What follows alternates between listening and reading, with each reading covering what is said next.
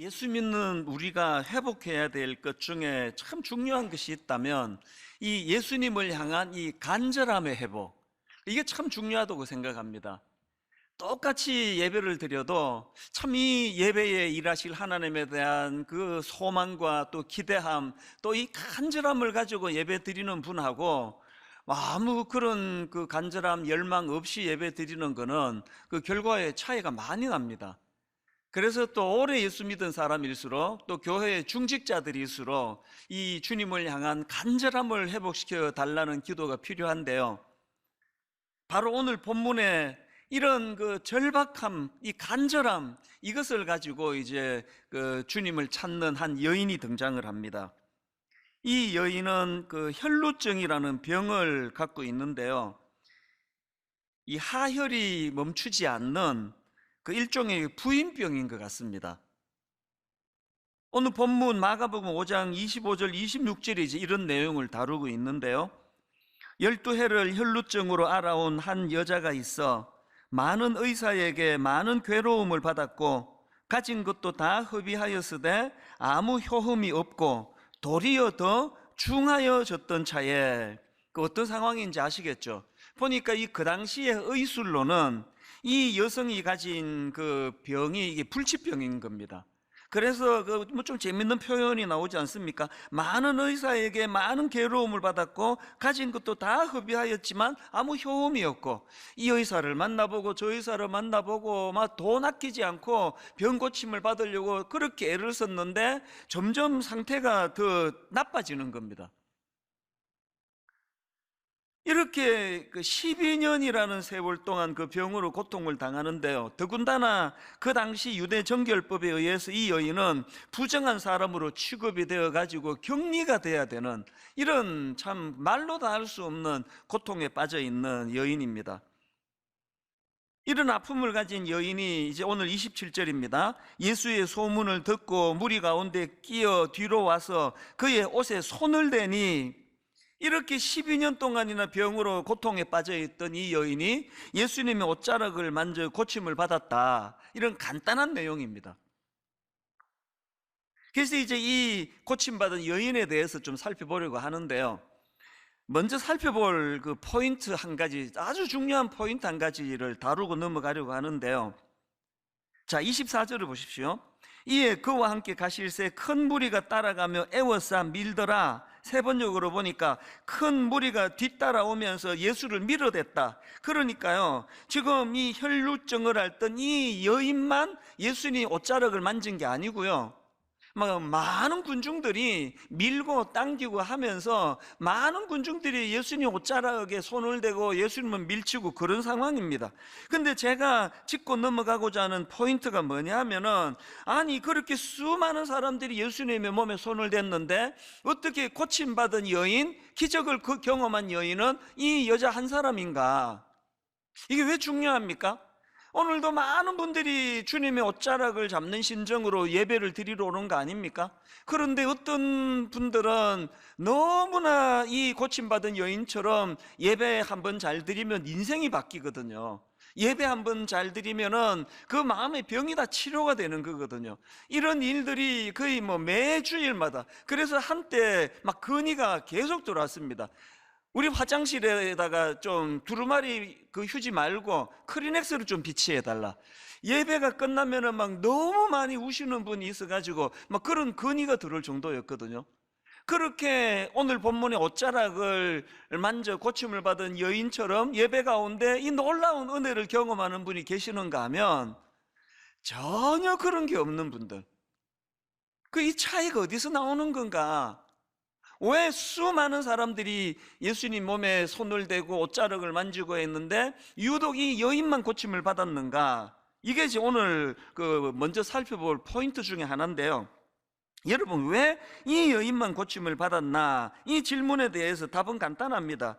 그 치료가 가능했던 두 가지 요소가 이 여인에게 있었기 때문입니다. 치료가 가능한 두 가지 요소 중에 첫 번째 요소가 뭐냐? 이 간절함이 따르는 믿음입니다. 그래서 그걸 이 몰입이라는 단어로 제가 묵상을 해봤는데요. 자, 27절입니다. 예수의 소문을 듣고 무리 가운데 끼어 뒤로 와서 그의 옷에 손을 대니, 이 많은 사람들이 그의 옷을 손을 댔는데 이 여인의 다른 점이 뭐냐? 그게 28절입니다. 이는 있는 거예요. 이는 내가 그의 옷에만 손을 대어도 구원을 받으리라 생각함일러라. 이게 생각 없이 밀어대는 다른 사람들하고 이 여인과의 결정적인 차이입니다. 사실 여러분, 그 당시로 이 여인은 부정하다고 그 낙인 찍혀 있는, 그래서 격리되어야 하는 상황이기 때문에 지금 예수님 옷에 손을 대고 다른 사람을 터치하고 그러면 안 되는 거거든요. 그런 이런 여러 가지 난관이 많은 상황이지만 이 여인이 가지고 있는 너무나 간절하고 너무나 절박했던, 그래서 그의 옷에 손만 대어도 구원을 받을 것이라는 이 절박한 믿음이 그 모든 난관을 다 뛰어넘게 만드는 그런 도구가 되는 거 아닙니까? 혹시 랜디 포시 교수라고 들어보셨는지 모르겠는데요, 이분은 그 마지막 강의라는 제목의 그 베스트셀러 책을 쓴 분인데요, 미국의 교수님입니다. 그런데 이분이 이제 췌장암 말기 선고를 받고요, 이분에게 감동이 뭐냐 하면은 그렇게 마지막으로 죽어가면서 대학교 자기 제자들 학생들에게 너무나 감동적인 강의를 했는데, 그 강의가 이제 유튜브를 통해서 막 전 세계에서, 저도 이제 유튜브로 그걸 본 것 같습니다. 저는 이제 책을 구해서 봤지만. 그래서 이제 이분의 막 너무나 그 강의가 이제 고별 강의가 유명을 해서 그 강의를 묶은 책 제목이 이게 마지막 강의입니다. 이 책이 출간되자마자 뉴욕 타임스 베스트셀러가 됐고요, 29개 나라 언어로 이 책이 번역이 될 정도로 그렇게 그 열광하던, 각광을 받던 그런 강의를 했던 분인데요, 근데 저는 이 랜디 포시 교수가 했던 말 한마디를 참 마음에 간직하기를 원합니다. 자기 학생들, 제자들에게 이런 말을 했습니다. 절대 포기하지 마라. 장애물에 부딪히거든 나에게 절실함을 물어보는 장치에 불과하다는 사실을 잊지 말아라. 무슨 말인지 아시겠죠? 뭐 난관이 찾아오면은 뭐 어지간한 사람들 포기해 버리는데 그러지 말라는 거예요. 난관이 찾아오면 그게 너를 지금 테스트하는 거다. 난관이 찾아오면은 네가 정말 이런 난관에도 연연하지 않을 만큼 절실함이 있는지를 물어보는, 그 물어보려고 하는 이게 장치로 생각해라. 이게 참 제게 많이 도전이 되더라고요. 하버드 상위 1%의 비밀, 이런 제목의 책이 있는데요, 이 책도 비슷한 내용입니다. 이 책의 부제가 신호를 차단하고 깊이 몰입하라. 사실은 이게 이 책의 핵심적인 주제거든요. 그러니까 하버드에서 찾은 가장 강력한 성공 공식이 그 블락 앤 딥이에요. 블락 앤 딥, 우리말로 하면은 차단과 깊은 몰입. 제가 그 책의 주제들을 보면서 이건 영적으로도 이게 또 같은 그 원리인데, 그런 생각을 하는 겁니다. 여러분, 영적으로 성숙해지려면요, 블락 앤 딥, 이걸 잘해야 돼요. 뭘 블락해야 됩니까? 뭘 차단해야 됩니까? 주님과의 깊은 교제를 방해하는 혼미한 것들을 차단해야 돼요. 음란한 거, 악한 거, 패역한 거, 뭐 이런 건 아니라도요. 저는 참 뭐 좀 자극적인 다큐멘터리를 좀 좋아하는 것 같아요. 그래서 뭐 금요일날 하는 다큐멘터리 뭐 궁금한 이야기인가 뭐 그런 거, 또 뭐 그것이 알고 싶다, 또 무슨 MBC 무슨 탐사 뭐 이런 것들을 제가 즐겨 보거든요. 그러다가 요새 이제 끊어야 되겠다고 제가 작정을 했는데요, 아직 못 끊고 있습니다. 막 너무나 막 토막 살인, 그것이 알고 싶다, 또 뭐 별의별 막 이상한 이런 사기 막 이런 것들이 막 계속 이제 그걸 막 프로를 돌아가면서 그걸 보다가 보니까 내가 이상해지는 것 같아요, 제가. 그래서 이제 내가 이거 더 이상 이거 내가 끊어야 되겠다. 이런 거 내가 왜 이런 걸 내가 궁금해 하느냐? 그것이 안 알고 싶다. 알고 싶지 않다. 그래서 제가 안 보려고 애를 많이 쓰는데요, 이 중독이 잘 안 됩니다. 여러분, 우리가 영적으로 깊이 들어가려면 블락 앤 딥이라 그랬잖아요. 뭘 블락해야 됩니까? 그게 막 이런 어떤 막 악한, 아주 막 포악한 행동 이런 게 아니더라도 저희 어머니를 제가 존경하는 게, 저희 어머니는요 저녁 시간에 TV 1절 안 보셨어요.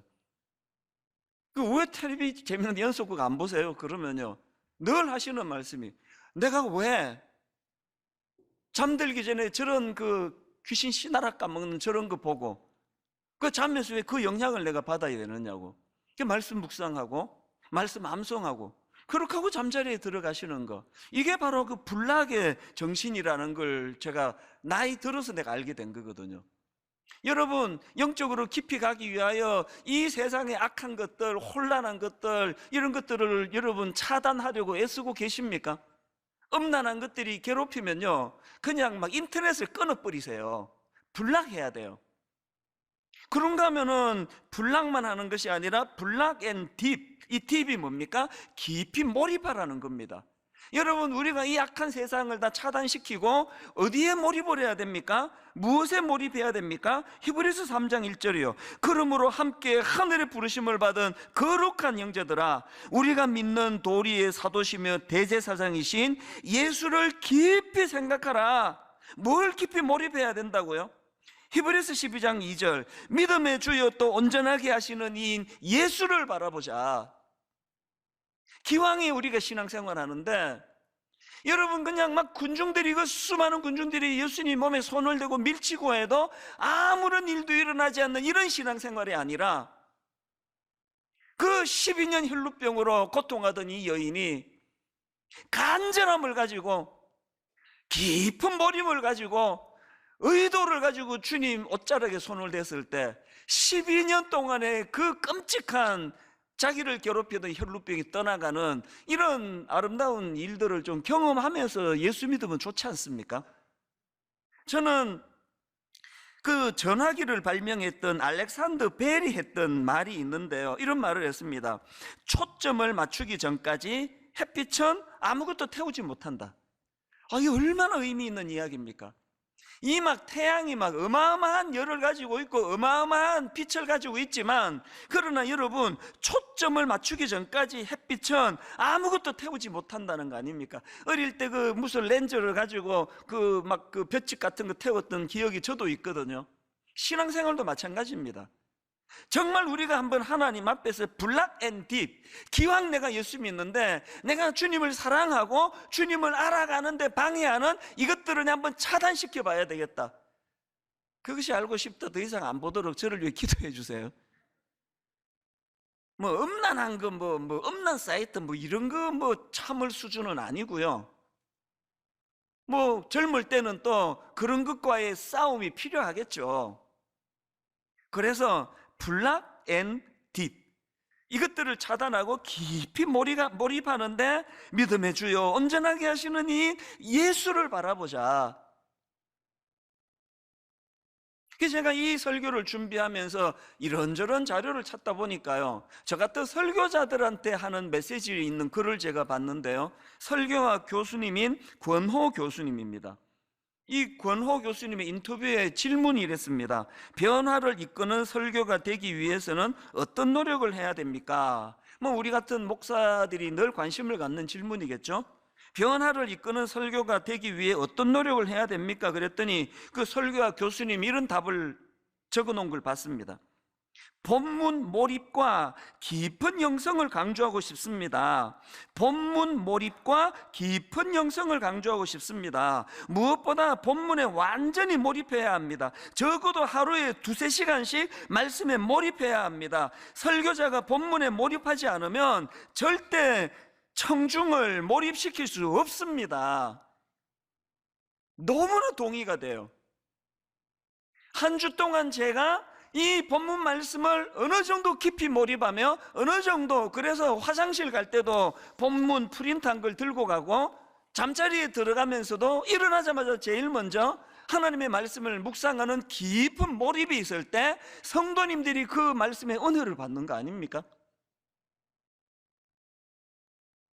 저는 종종 이 찬양이요, 전능하신 나의 주 하나님은 능치 못하실 일 전혀 없네. 제일 먼저 선포가 이거 아닙니까? 전능하신 나의 주 하나님은 능치 못하실 일이 없는 분임을 나는 믿습니다. 그런데 여러분, 그 수많은 군중들처럼 주님 몸을 만지고 밀치고 하는데도 이런 능력을 경험하지 못하는 거, 그리고 유독 12의 혈루증을 앓던 이 여인만이 그 주님의 옷자락을 만지면서 그분의 능력을 경험할 수 있었던 결정적인 차이, 그게 이 찬양 후렴이 있잖아요. 주의 말씀 의지하여 깊은 곳에 그물 던져 오늘 그가 놀라운 일을 이루시는 것 보라. 주의 말씀 의지하여 믿음으로 그물 던져 믿는 자에게 능치 못함 없네. 두 가지 조건이 있네요. 주의 말씀을 의지하여 어디로요? 깊은 곳에 그물 던져. 주의 말씀을 의지하여 무엇으로요? 믿음으로 그물 던져. 옛날 우리가 부르던 그 찬송가, 참 종종 제가 그게 떠올려져요. 왜 너 인생은 언제나 거기서, 그 다음 가사를 제가 까먹었습니다. 하여튼 왜 찰싹거리는 그 깊은 데 들어가지 못하느냐, 이거를 이제 그 다루는 찬양인데요. 왜 너,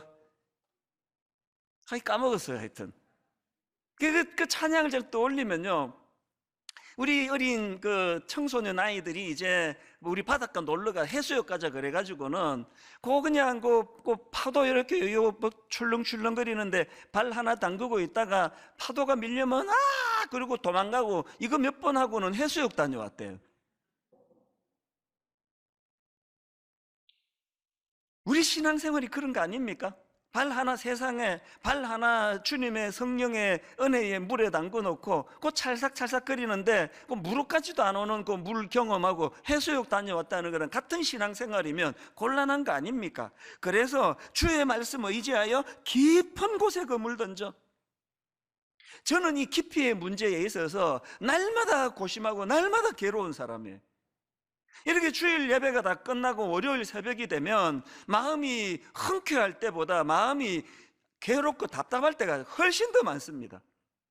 아니, 하나님의 말씀은 심령 골수를 찔러 쪼개게 하자는 깊고도 깊은 말씀이라 그러는데 12년 혈루병을 앓고 있는 그 여인을 단번에 치료해 주시는 능력의 기록이 이게 성경에 담겨 있는데 왜 나는 설교가 이렇게 얕은가? 왜 설교가 좀 더 능력으로 나타나지를 못하는가? 주의 말씀 의지하여 깊은 곳에 그물 던져, 주의 말씀 의지하여 믿음으로 그물 던져. 이런저런 어려움을 안고 살아가는 저와 여러분이 이 말씀의 능력으로 그것을 극복해내고 치유함을 받고, 왜 이런 일이 잘 일어나지 않는가? 여러분, 제가 그런 문제로 괴로워하고 고민할 때 말씀을 듣는 성도님들은 무엇으로 괴로워해야 됩니까? 하나님, 저도 저 말씀을 의지하여 깊은 곳에 그물 던지기를 원합니다. 저희가 매 가을마다 특별 새벽 부흥회를 가지면요, 거기에 특별한 사연을 가지신 분, 특별한 열심을 가지신 분들이 여러 분 나오세요. 막 부산에서 차를 몰고 오셔가지고 밤 꼬박 새고, 그리고는 2시쯤 와가지고 새벽 1시, 2시에 와서 닫혀있는 학교 정문 앞에서 밤을 새면서 기다리는 분이 계시고요. 그 강북 어디에서 어떤 자매는 여기에 무슨 찜질방에서 그렇게 시간을 보내고, 너무 빨리 이 새벽 부흥회가 시작되기를 바라는 마음으로 일찍 와서 문 앞에 기다리고, 이런 분들이 꼭 여러 분 나타나거든요. 오늘 혈루증 앓고 있던 이 여인이 그런 상태예요. 정말 몰입하고 한번 몰두하고 한번 은혜 받아야 되겠다는 그런 절박한 마음을 가지고 옷자락을 잡을 때 거기에 능력이 나타난 줄로 믿으시기를 바랍니다. 이게 12회 혈루증 앓던 여인이 그 고침받을 수 있었던 첫 번째 요소고요. 그런가 하면은 두 번째, 이 여인의 병이 치료될 수 있었던 두 번째가 있는 요소가 있는데, 행동이 따르는 믿음입니다. 27절 28절입니다. 예수의 소문을 듣고 무리 가운데 끼어 뒤로 와서 그의 옷에 손을 대니 그의 옷에 손을 대니 많은 군중들은 여기까지밖에 없는데요, 이 여인은 그 다음 28절이 있습니다. 이는 내가 그의 옷에만 손을 대어도 구원을 받으리라 생각함일러라. 그는 먼저 생각을 했고 깊이 몰입했고, 그리고는 그 깊이 몰입한 생각을 행동으로 옮겼다는 겁니다. 여러분, 이날 이 여인이요, 야, 저 예수님 옷자락만 만져도 병 나을 거라 난 믿는다, 그리고는 안 만졌다고 치자고요. 병 고침 못 받는 거 아닙니까? 정말 말씀을 깊이 묵상하고 살펴보고 하지 않는 풍토도 개탄스럽지만, 말씀을 깊이 묵상하고 막 다락방 모임하면은 막 항상 그 깊이 있는 말씀을 묵상을 잘 나누는데도 불구하고 그것이 행함으로 연결되지 않는 많은 경우를 보는데, 그게 마음이 아프다는 거 아닙니까? 여러분, 주님의 주옥 같은 산상수훈이요, 맨 마지막에 이렇게 말씀을 끝냅니다. 마태복음 7장 24절. 그러므로 누구든지 나의 이 말을 듣고, 그 다음 보세요, 행하는 자는 그 집을 반석 위에 지은 지혜로운 사람 같으리니. 그런가 하면 반대로 26절. 나의 이 말을 듣고 행하지 아니하는 자는 그 집을 모래 위에 지은 어리석은 사람 같으리니. 여러분, 그 주옥 같은 하나님의 말씀이 선포된 이후에 맨 마지막 이 말씀을 주시는 주님의 의도가 뭡니까? 여러분, 그 모래 위에 지은 집처럼 한순간에 몰락해버리는 그런 비참한 인간이 되지 않기를 위해서는 말씀이 들려야 돼요. 그리고 그 들려진 말씀에 순종하며 행하는 자가 돼야 된다는 거거든요. 2000년의 세월이 지난 오늘 이 시대도요, 주님이 찾으시는 분은 한결같이 이런 사람입니다. 오늘 본문의 32절, 예수께서 그 일 행한 여자를 보려고 둘러보시니. 예수께서 이 일 행한 여자를 보려고 둘러보시니. 지금 뭐 다 마스크 쓰고 계시고 그래서 인간인 저의 눈으로는 뭐 눈에 띄는 독특한 분이 아무도 안 계세요. 그러나 이 시간에도 주님은요, 이 수많은, 그리고 지금 그 화면으로 예배를 드리는, 가정에서 예배를 드리는 막 수많은 분들에게 유난히 주목하는 분이 계세요. 유난히 주목하시는 분은 이 혈루병 환자와 같이 절박한 마음을 가지고 그 주님 앞에 나아가, 그리고 행동하는 믿음으로 그렇게 삶을 실천하는 그런 자들 아닙니까? 그래서 저는 이 두 가지 요소, 간절함에 따르는 믿음, 행동이 뒤따르는 믿음, 이 두 가지가 능력이 되어서 12년 동안 그를 괴롭혔던 혈루병을 치료받는 그런 사건이 본문에 기록되어 있다면, 저는 이 말씀을 준비하는 내내 주님 앞에 사모하는 마음이 있는 거 아닙니까? 오늘 저는 진짜 놀라운 말씀 선포하기 원합니다. 오늘 이 여인처럼 예배 중에 이 육신의 질병이 떠나가고 육신의 질병이 회복되는 사건이 일어나기를 원합니다. 일어날 줄 믿습니다. 올해 이 여인처럼 참 투병하는 어떤 성도님들의 그 육신의 질병이 예배 드리는 가운데 깨끗이 고침을 받는 사건이 예배 안에 일어날 줄로 믿습니다. 그런가 하면 마음의 병, 너무나 이 현대인들이 마음의 병을 많이 갖고 있는데, 저도 제 자신이요, 이게 뭐 이게 맛이 간 건가? 이 정상인 건가? 그게 인생이에요. 모두가 다 너무너무 힘든 그런 무거운 짐을 지고 살아가는데요, 오늘 예배 가운데 그 혈루증 여인을 고치신 그 주님의 능력이 오늘 마음의 병을 앓고 있는 우리 모든 성도님들의 아픈 마음을 치유해 주시기를 주님 이름으로 축원합니다. 가정의 회복이 예배 드리는 가운데 일어나기를 원합니다. 부부간에 이런저런 오해로, 이런저런 어려움으로 갈등을 겪는 가정에 예배 가운데 치유의 역사가 일어나기를 바랍니다. 이런 일들을 우리가 사모한다면 고린도전서 1장 18절, 십자가의 도가 멸망하는 자들에게는 미련한 것이요 구원을 받는 우리에게는 하나님의 능력이라. 십자가의 도가 멸망하는 자들에게는 미련한 것이요 구원을 받는 우리에게는 하나님의 능력이라. 이 하나님의 능력을 맛보고 경험하면서 신앙생활하는 저와 여러분 되시기를 바랍니다. 근데 여러분, 여기서 한 가지요, 이렇게 그 여인처럼 눈에 보이는 육신의 질병을 고침받는 것도 중요하지만요, 그것보다 더 귀한 게 있습니다. 오늘 본문에 보면 30절을 보십시오. 예수께서 그 능력이 자기에게서 나간 줄을 곧 스스로 아시고 무리 가운데서 돌이켜 말씀하시되 누가 내 옷에 손을 대었느냐 하시니, 주님 다 하시잖아요. 전지전능하신 주님이, 주님 다 하신다고요. 그런데 왜 이런 질문을 거기다가 공개적으로 선포하시겠습니까? 누가 내 옷에 손을 대었느냐, 이 질문은 고침받은 후에 해야 될 일이 있기 때문에 주님이 그를 불러 세우기 위한 질문이에요. 여러분, 고침받는 것도 중요하지만 육신의 질병을 고침받은 이 여인이 해야 되는 일이 두 가지가 있는데, 첫 번째가 뭐냐? 능력의 주님과의 관계 맺기입니다. 주님이 누가 내 옷에 손을 대었느냐 그랬더니 그 여인이 부들부들 떨면서 무릎을 꿇습니다. 이거는요, 그 경외라는 건 이 육신의 질병을 단번에 고쳐주시는 놀라우신 메시아 주님의 능력을 경험했기 때문에 오는 그 두려움이 경외감입니다. 그렇게 부들부들 떨며 주님 앞에 그 여인이 무릎을 꿇습니다. 33절, 여자가 자기에게 이루어진 일을 알고 두려워하여 떨며 와서 그 앞에 엎드려 모든 사실을 여쭈니, 그랬더니 34절이 핵심입니다. 예수께서 이르시되 따라, 예수께서 이르시되 따라, 내 믿음이 너를 구원하였으니 평안히 가라. 여인이여가 아니에요, 따라예요. 딸이라고 불러주시는 거 그 관계 회복을 의미하는 거 아닙니까? 여러분, 병 고쳐주시는 거하고 관계가 회복이 돼서 딸이라고 부르는 건 다른 차원 아닙니까?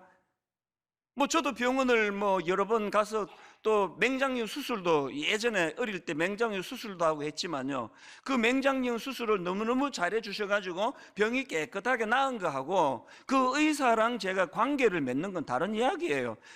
죄송하지만 그 의사 선생님 성함도 기억이 안 나요. 관계가 없기 때문이에요. 오늘 주님이 진짜 원하시는 건 우리가 가진 어떤 육신적인 문제를 해결하는 그것은 도구에 불과하고, 그것을 매개로 해서 딸아, 아들아 이렇게 부르실 수 있도록 관계를 회복하시는 거예요. 요한복음 14장 4절도 마찬가지 아닙니까? 내 안에 거하라, 나도 너희 안에 거하리라. 가지가 포도나무에 붙어 있지 아니하면 스스로 열매를 맺을 수 없음같이 너희도 내 안에 있지 아니하면 그러하리라. 그리고는 5절이요, 나는 포도나무요 너희는 가지라.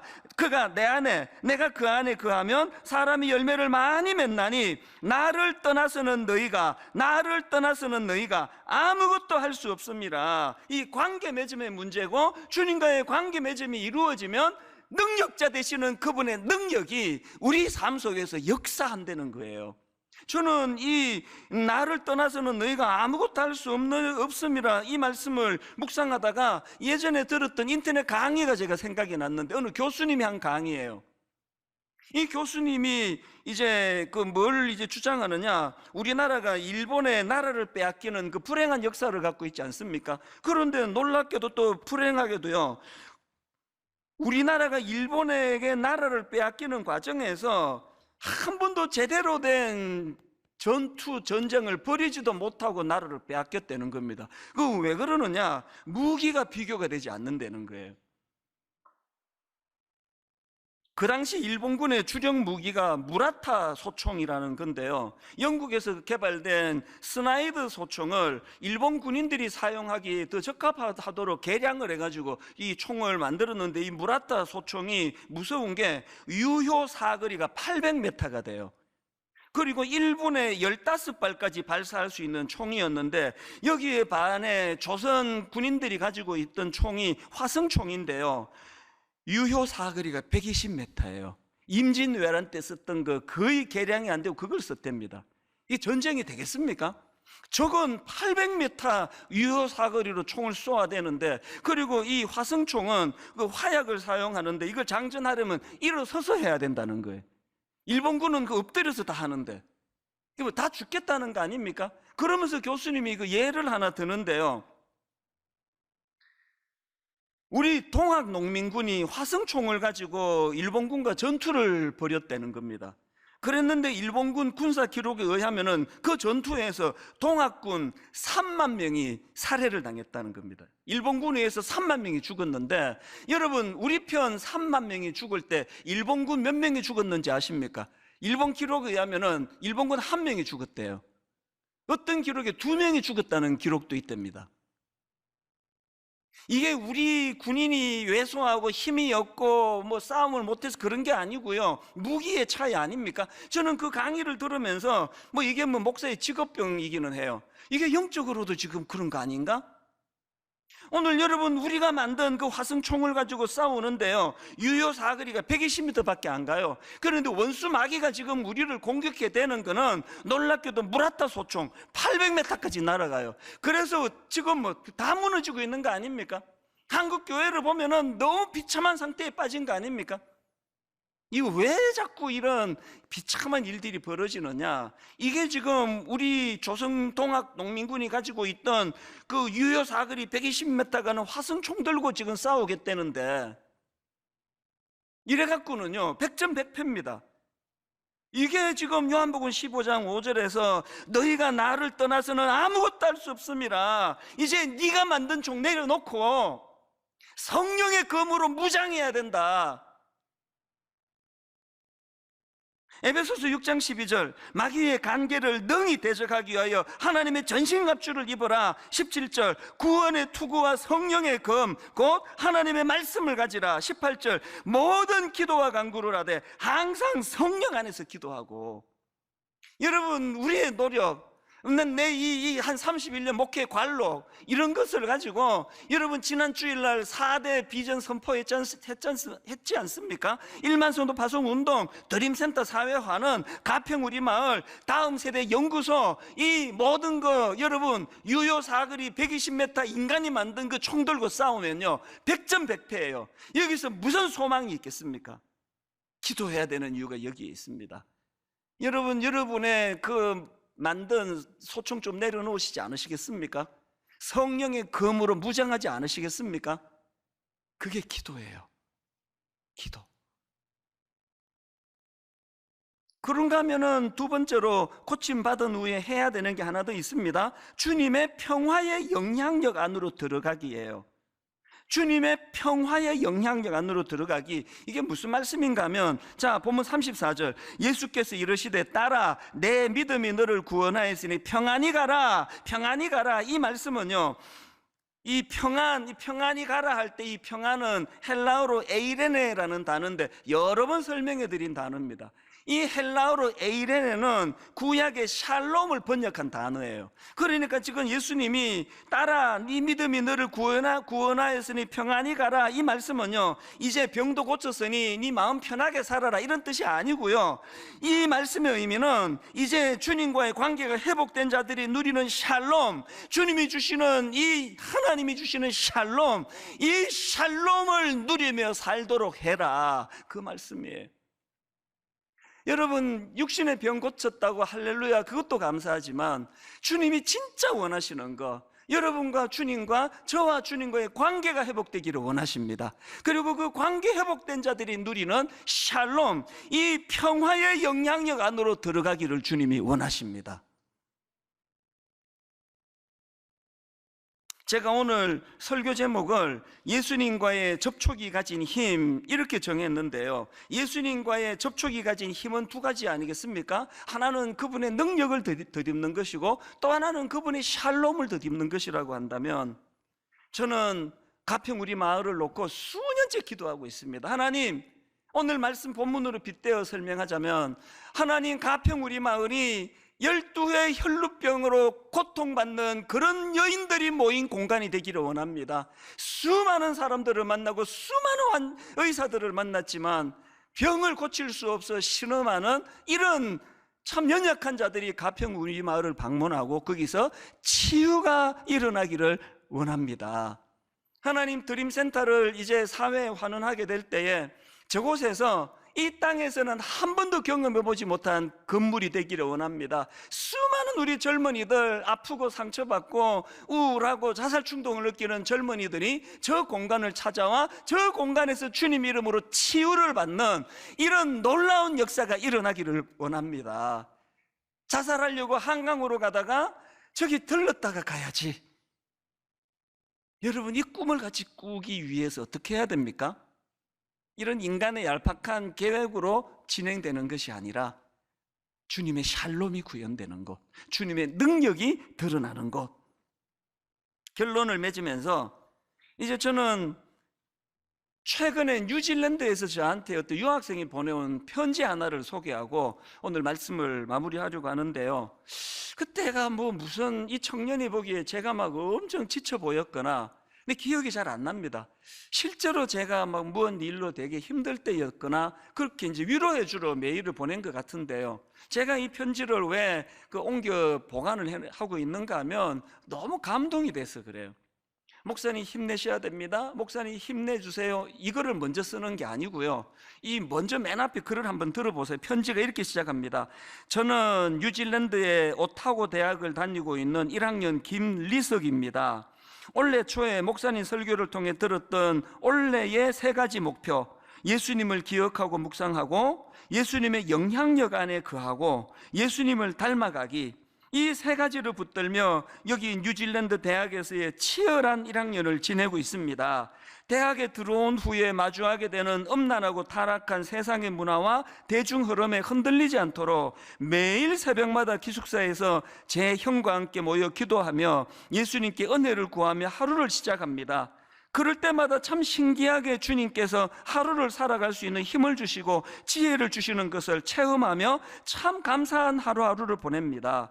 목사님께서 전해주시는 말씀을 통해 은혜 받고 때로는 눈물로 기도하며 회개하고 참으로 감사가 넘쳐 기쁜 한 주를 보냅니다. 그러면서 이제 제 설교를 통해서 어떤 은혜를 받는지를 쭉 설명을 하고는, 그리고 이제 맨 뒷부분에 목사님을 위해 기도합니다. 항상 말씀으로 승리하시기를, 그리고 평안하시기를 예수님의 이름으로 축복합니다. 목사님을 응원하는 김리석 올림. 제가 이 편지를 받고 감동을 받았던 게요, 대학교 1학년 2001년생입니까? 2002년생입니까? 이 어린 대학교 1학년 청년이 저를 위로해 주려고 편지를 보내주는데, 인간의 말로 목사님 화이팅 힘내세요가 아니에요. 목사님의 말씀을 통해 뉴질랜드에 있는 저도 목사님이 말씀의 통로가 돼요. 그 말씀으로 내가 힘을 얻고 살아가는데 목사님 힘내셔야 되는 거 아닙니까? 목사님 응원하는 많은 성도도 있으니까 목사님 꼭 힘내셔 주시기를 바랍니다. 이게 너무 감동이 되는 거예요. 한국 교회가 위기를 만났다느니 어려움에 빠졌다느니 하지만 이런 소망 있는 젊은이들이 지금도 일어나고 있기 때문에 저는 여기에 희망이 있다고 생각을 합니다. 인간의 말로 하는 위로도 중요하지만 힘을 내야 되는 명분, 살아야 할 이유, 그리고 하나님을 끊임없이 우리가 주님을 접촉하면서 그분의 능력을 공급받아야 될 이유, 그분의 샬롬으로 덧입어야 될 이유, 평화로다 하늘 위에서 내려오네. 인간의 어떤 공격으로, 인간의 어떤 얄팍한 공격으로 무너질 수 없는 이 샬롬을 붙잡고 사명을 감당하는 저와 여러분 되시기를 바랍니다.